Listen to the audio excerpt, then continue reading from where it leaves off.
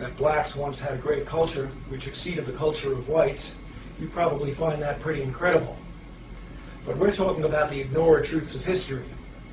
Those of you who've been watching this show may perhaps recall that several weeks ago we talked about the fact that most of the Jews alive in the world today may actually be descendants of Russian converts. Now, Jews like to consider themselves to be descendants of Israel. So the fact that Russia was once a Jewish nation for 500 years, in fact, and that most Jews who are alive today may be more closely descended from Attila the Hun than from King Solomon, these are facts which are just glaring facts, and it's incredible that such things could be ignored. And the question of how such things could be ignored has an answer, and the answer is collusion. All the parties involved have silently agreed, even perhaps without ever talking to each other, they've silently agreed to just not discuss this subject. In the case of the Russian Khazar Jews, it's embarrassing and frightening to Jews to consider the possibility that they may actually be descendants of converts and may have very little Israeli blood in them. The whites wouldn't want to admit such a thing, because whites like to feel superior and like to think that their superiority is somehow permanent, decreed by God. As for blacks, if you look into the black civilizations that we're going to take a look at momentarily, you find something pretty interesting. You find that those civilizations actually arose as Jewish civilizations, but the truth of the matter is that the roots of black greatness historically lay in Judaism. For Whitey, it's great to keep black down, and for the blacks, it's great to not admit that in the past you were a Jew. Now, another thing I want to touch on is in Deuteronomy chapter 28. Now, the first 14 verses are talking about God is telling the Israelites, okay, if you keep my commands, this is what I'll do for you. The remaining verses he's telling them, if you don't keep my commands, then this is what will happen. I want to read chapter 28 and verse 68. It says, "And the Lord shall bring thee into Egypt again with ships, by the way whereof I spake unto thee. Thou shalt see it no more again, and there ye shall be sold unto your enemies for bondmen and bondwomen, and no man shall buy you."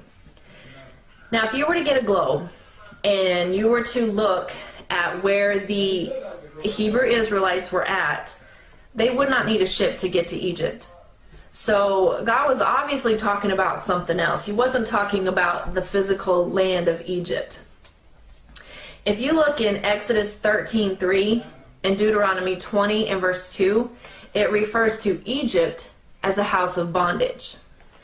Now, I want to show you something, and I know everybody has seen this. I saw it a million times, but never paid any attention and never really thought twice about it. But on the back of the dollar bill, there's a pyramid. Now, pyramids are notorious with Egypt. I mean, you say pyramid, that's automatically what you think of is Egypt. So why would the United States of America put a pyramid on the back of their dollar bill? Now, with the word Egypt meaning house of bondage, God was obviously telling the Israelites, hey, I'm going to put you back into slavery. Now, the only race of people that were brought over on ships and sold as bondmen and bondwomen, which are slaves, are the so-called African Americans. That's the term that the white man has given them. Now, like I said before, if after you do this research, which I don't expect you to take anything that I'm telling you, look it up for yourself, do the research. That's what I did. Anytime I was shown a scripture, shown something in a book, I'd look it up myself and do the same thing. And if at the end of that you still can't see it, then I really don't know what else to say. But I want the black Hebrew Israelites, I'm trying to help to get them woke up and to see the rich heritage that they really have, and what a blessing to be one of God's chosen people. I mean, honestly, I'd give my left foot to be one of God's chosen people. We were discussing the disciples. What color were they? don't think we know that for certain. But they were Hebrews, were they not? That's right. As was Jesus. Jesus was also a Hebrew.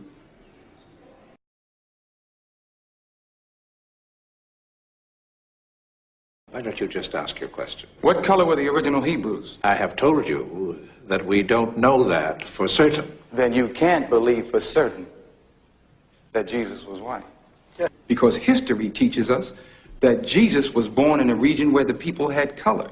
There's proof in the very Bible that you ask us to read in Revelations, 1st chapter, verse 14 and 15, that Jesus had hair like wool and feet the color of brass. Just what are you saying? I'm not saying anything. I'm proving to you that Jesus was not, and I might quote one of our Indian brothers, he was not a paleface. Amen. Wake up! Wake up! Wake up! Wake up! Come on! Wake up! Wake up!